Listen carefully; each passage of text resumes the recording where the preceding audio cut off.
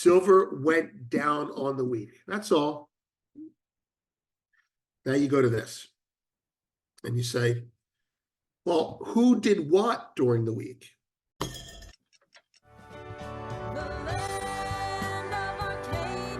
Good afternoon, I'm Vince. It's 1 p.m. your time. It's 11:06 my time, and we're going to be discussing two things on the Arcadia Economics Silver Fix with myself.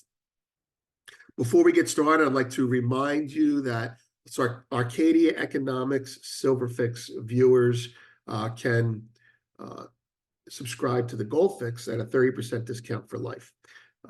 Let's get to this now. Today we're going to be talking about two things. Part two, and why exchanges were created and what went wrong. That's silver and gold mine hedging, part two of that. And the other thing we're going to be talking about is commitment to traders overview. And I think this is actually very appropriate because the action since then ties in very nicely. Additionally, it was a request. Chris informed me that somebody wanted to talk about that a little bit more. And coincidentally, I do this in full, in depth, for an hour to 2 hours on Sundays. However, because of Super Bowl, I did not do it. So here's an opportunity to do it on a Monday, and give everyone another tool to put in their toolkit to manage their own risk. All right, so let's start with this is a simple overview, but you'll get a lot out of it, I think. All right, silver commitment of traders overview. There's commitment of traders, and there's the market. The first thing you do is you look at the market and you say, on the 5 days in question in the commitment of traders overview, who did what, why did they do it, and what did the market do? And you look at the chart and you say, you don't look day by day here. You say, right now, you say, the market started here and closed there. It's bearish for the week. Silver went down on the week. That's all. Now you go to this and you say, well, who did what during the week? Now, before we get into, we're not going to get into too much minutia, but I want to paint some broader pictures for you here. And I'll be able to do these with you more often once I get some groundwork laid out. The non-commercials and the commercials are the two types of players in this business. The non-commercials represent funds. They represent investment funds. They represent CTAs, managed money, hedge funds, and players, which are big hedge funds that you don't really know too much about. They don't tell us too much about. They are buyers and sellers based on directional opinion. They move the market. They make the market go in a direction by saying, I'm bullish, buy it. I'm bearish, sell it. Commercials. Commercials are dominated by people that are in the industry, right? Now, you would think, well, not you would think, commercials involve producers, end users, fabricators, anyone who deals with the actual industry metal. And they also include the swap dealers and bullion banks that handle their business as part of their business, handle their hedging as part of their business. Excuse me.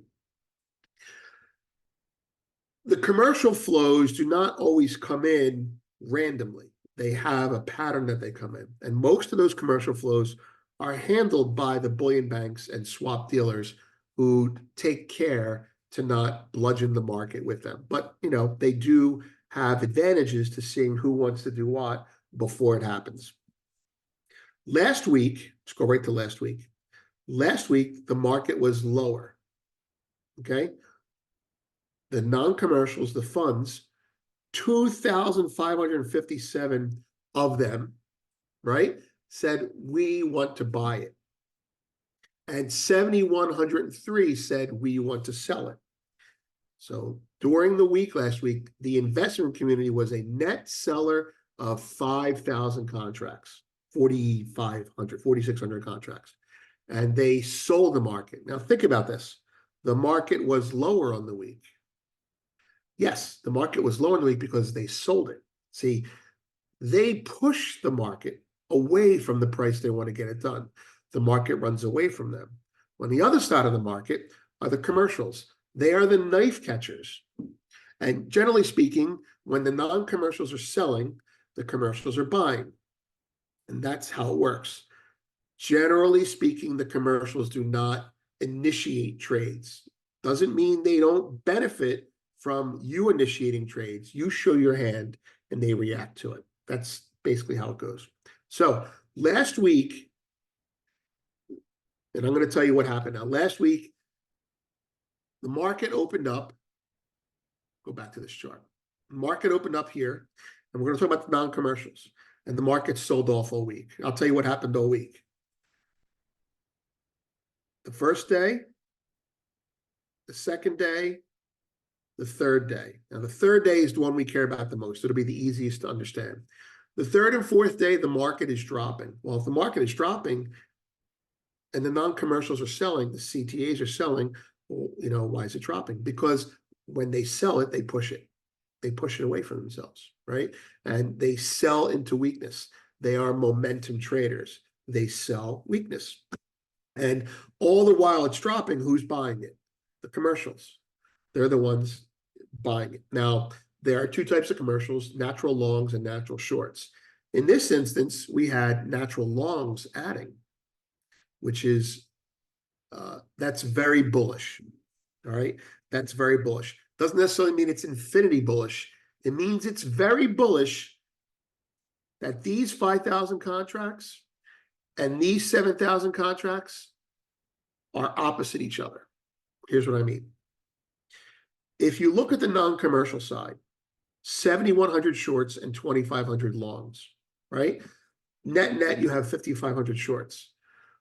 Who sold those shorts to who? Well, the non-commercial sold it to the commercials. And who bought it on the commercials? Well, the commercial longs, the guys who need to buy it. So these are the weak hands. These are the strong hands. The weak hands typically panic before the strong hands do.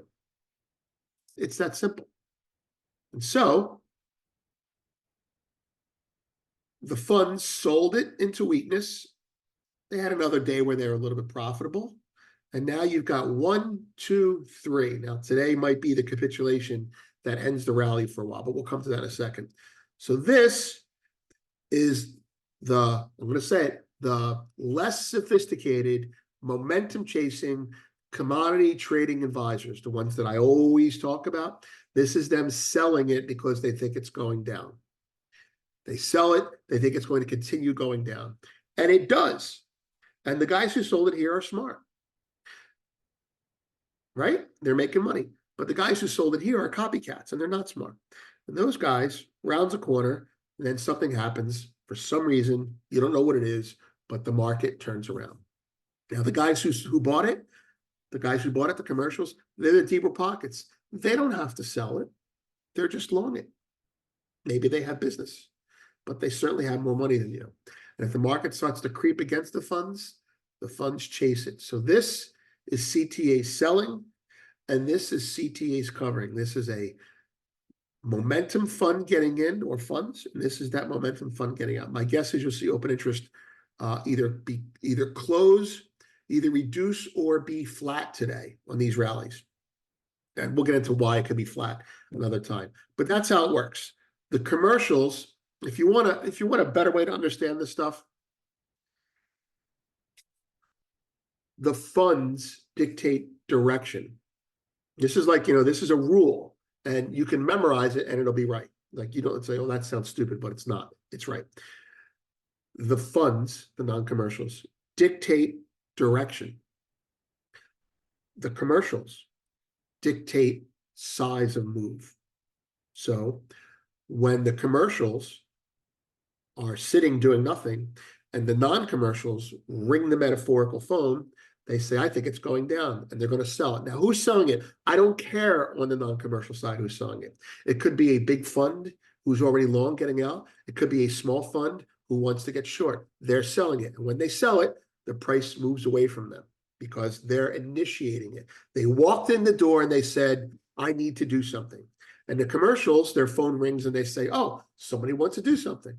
How many will I buy at this price?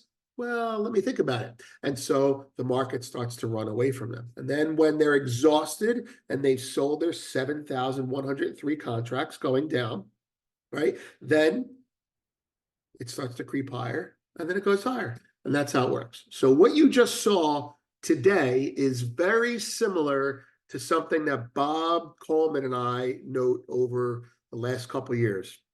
And I bring up Bob because Bob and Chris and I noted that when India was buying, we were getting these type of things. CTAs were selling it, banks were buying it. CTAs were selling it, banks were buying it. And then the market would turn and the CTAs would go, oh my God, right? And they would bail on their positions. And the banks would be like, call me when it's higher, I'll sell it to you then. And that's how it works. That's how it worked then, and that's how it's working now. The difference between then and now is you had a much bigger position of shorts. You don't have a big position of shorts here right now. You also had much bigger buying underneath from India. You don't have that right now. At least I don't think you do. So that's how it works. Now you know, if you didn't know before.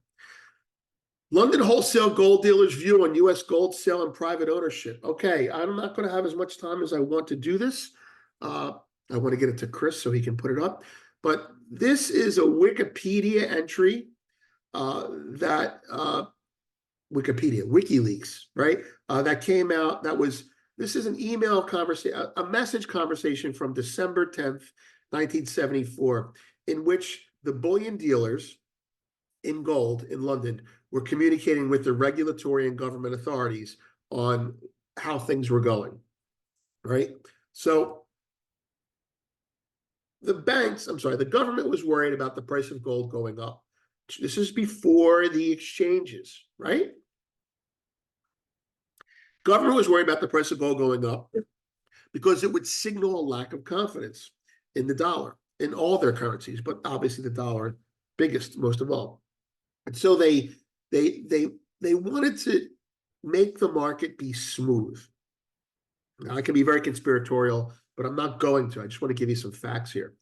And what they realized is that when you have a lot of buying bunched up, it can distort the market, right? When you have a lot of buying by one person, it can distort the market. But if you have the buying spread out, if you have the demand satisfied from many different places, instead of getting it all coalesced together, you can keep the market more orderly.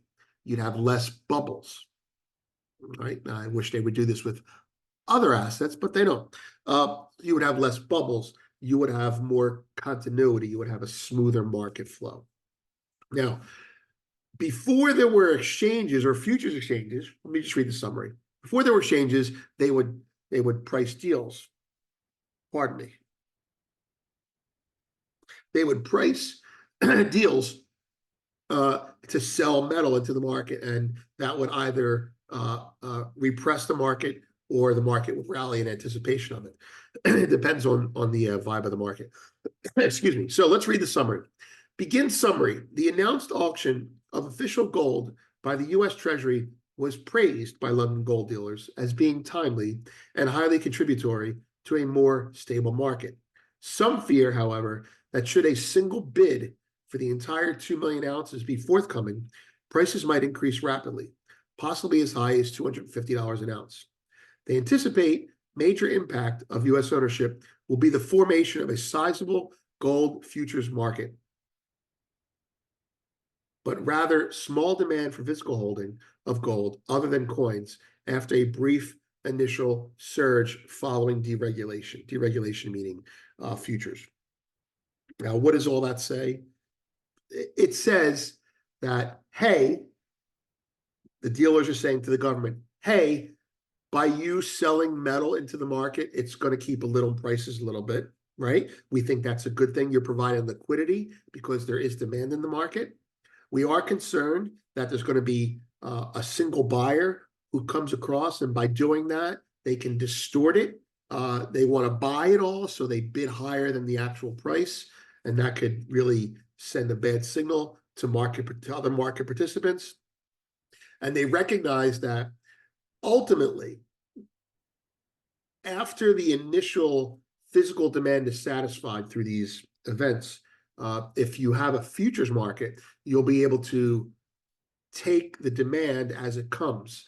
So you'll be able to kind of like let steam off the kettle gradually. That's the end of the summary. Now, I'm not going to read all this to you, but you can read it. If you look up this title, you'll find it. Okay, the dealers in London were Samuel Montague, Sharps Pixley, Makata, and Goldschmidt, and there were others as well. Consolidated Goldfields is one of them. They were the dealers, kind of like the equivalent of a bullion bank in the US.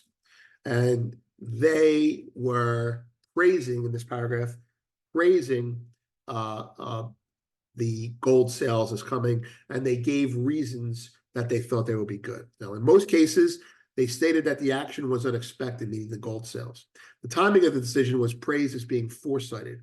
Announcement of the sale prior to the January 1975 date was viewed as timely, since there is mounting evidence that much of the recent increase in the price of traded gold has resulted from anticipation of a large American demand following the deregulation date, even though the dealers themselves expect the physical demand to be short-lived. What does that mean? It means with the announcement of gold being deregulated and being able to trade on a futures exchange, that there's interest, and that interest is buying physical gold in anticipation of the deregulation date. People are front-running the launch. That's called front-running. I think that when this futures product comes out, that there's going to be a lot of demand. And that pent-up demand is going to buy it and drive it up. Sounds like Bitcoin right now, right? Okay, so people are out there buying physical gold. The dealers said, listen, if you accommodate this, it won't be a problem, because when the futures open, this market will probably not appreciate much, because these guys will sell into it. They're just trading it. They're not worried about it. They believe the futures exchange solves a lot of problems.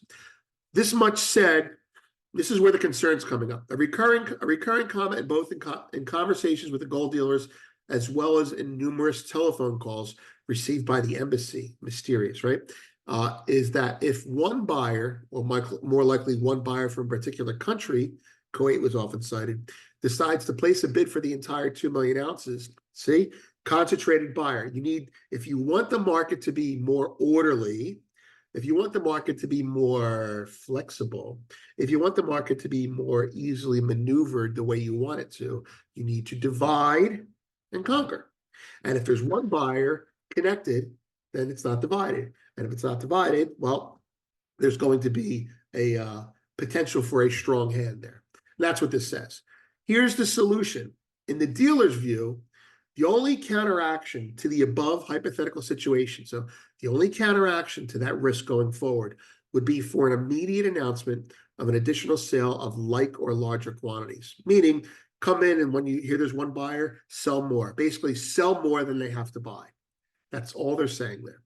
The dealers with whom we spoke stated that to date there had been no significant activity in the gold markets by official monetary authorities of Arab countries, meaning they don't see any flows. The Arabs don't like they're buying, et cetera, et cetera, et cetera. Okay. We're going to go to the exchange part. So this is basically their recon on the oil producing nations. The major impact of private U.S. ownership, according to limited official use page 2 of London, blah, blah, blah, to the dealer's expectations, will be the formation of a sizable gold futures market. Each of the dealers expressed the belief that the futures market would be of significant proportion, and physical trading would be minuscule by comparison. Also expressed was the expectation that large volume futures dealing would, and this is the key, would create a highly volatile market. In turn, the volatile price movements would diminish the initial demand for physical holding and most likely negate long-term hoarding by U.S. citizens. That's the money shot.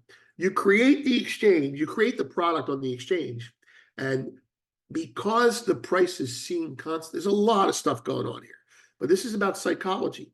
What is gold worth? I don't know. I don't see the price, but there it is. And so you're more likely to buy it and own it, right? But if you see the price changing all the time, you're more likely to say, maybe not you, maybe not me, but some people are likely to say, well, geez, it seems very volatile. I don't know if I should buy it. Makes you nervous. Volatility incentivizes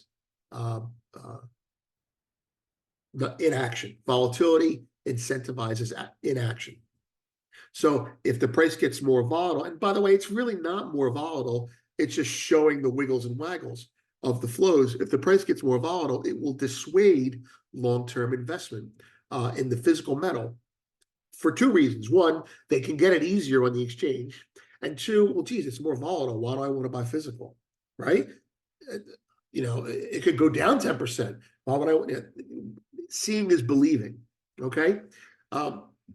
So the futures exchange, everyone realized that by creating a futures exchange, you take this demand in the US, right? In the world, but in the US specifically here.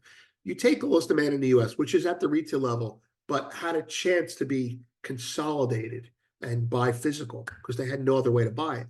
And you give them another choice. And that other choice is the futures market. And then you show the price. And by showing the price, you disincentivize people from buying physical. I don't need to buy physical, I'll just buy that, right? And then you also disincentivize it naturally without doing anything, illicit. The volatility scares people. Now, if it keeps going up, that'll make them scared that they're missing. So then you have an incentive to have the market go lower. And that's where rehypothecation comes in. And that's where the market structure in other areas comes in that makes the market be biased lower. So the whole lesson here is divide and conquer in the futures market. There are other things that I'm not going to get into right now. I'll give you one other one. When you create a futures contract, you have two participants. You have commercials and non-commercials, right? The commercials initially are the miners. And the miners need the contract. They want the contract to hedge. They want to hedge their production. And how do they hedge their production? In big chunks. They don't want a small contract. They want a big contract. So the big contract makes them happy, right? But the big contract is a contract that the retail investor can't handle. So they create leverage and they let you buy it on margin. And so now you're buying $1 billion worth of gold or silver with $1, right? And if the market moves $1, you're out. You've lost. Leverage works both ways, right? So the big contract protects the producer, right? It marginalizes the retail buyer. Who can take the other side of the big contract? Who has the money? The banks. And so the banks become the main intermediary for the miners. The miners can't get 5,000 contracts done on an exchange at a price. They can get it done over the counter, and then the over-the-counter guys hit the futures exchange slowly or in a rush, however they want to do it. Anyway, so that's it. That's what we covered today. We covered the commitment of traders. Hopefully that will help you. And we covered, now, I didn't get into what went wrong on the futures exchanges, but that's the reason futures exchanges exist. They exist for capital reasons, capitalistic reasons. Hey, there's money to be made. Let's create a contract, right? They exist for convenience reasons. Hey, the miners need a place. There's a demand for this sort of thing because the miners need to hedge. And on the retail side, on the human side, it's like, hey, there's a demand for people to buy it. Let's create something in the middle that'll make them meet. And in doing that in a fragmented way, you end up creating short-term volatility, but reducing long-term physical demand. I'm Vince. That's a Silver Fix. Have a great day. Oh, by the way, see, silver's up 5 cents now. Look at this. See, it happens every time, guys, every time. All right. See this? This is Momentum Funds selling it last week. I think it's going down. So now 2,000 of them bought. Maybe they bought here. I think it's going down. Then it goes down. They go, well, let me sell more. I think it's going down again. And then it just kind of chops around and goes down. And then someone says, oh, shit, it might go up. I don't know. Powell might ease. Who knows? Silver cures cancer. Actually, it does. But we're not doing that today. And it goes up. And then the guy who sold it over here says, oh, boy, I'm going to lose money. And he buys it. And then he buys it. Where does it go? Right to there. And now the guy who sold it basically wrote a check to the bullion banks. And now he covered it. And now we can go down again. Question is, where's the next big move? I don't know, but that's how it works. Until we get above 23.15 or so, I'm going to be here. It's actually right here, right? Until we get above this area right here, on a closing basis, I'm not going to be too worried about buying it short term. I am, again, looking to buy physical on a dip. I'm a buyer at spot of either Eagles or a brick. Depends. Take care. Well, thank you for watching this week's Silver Report with Vince Lanci, which is brought to you by Miles Franklin Precious Metals, where right now, backdated Australian Philharmonics are on sale for only $3.15 over spot. And you can find out more, get your questions answered by emailing arcadia@milesfranklin.com, where you can get Australian Philharmonics for only $3.15 over spot while supplies last.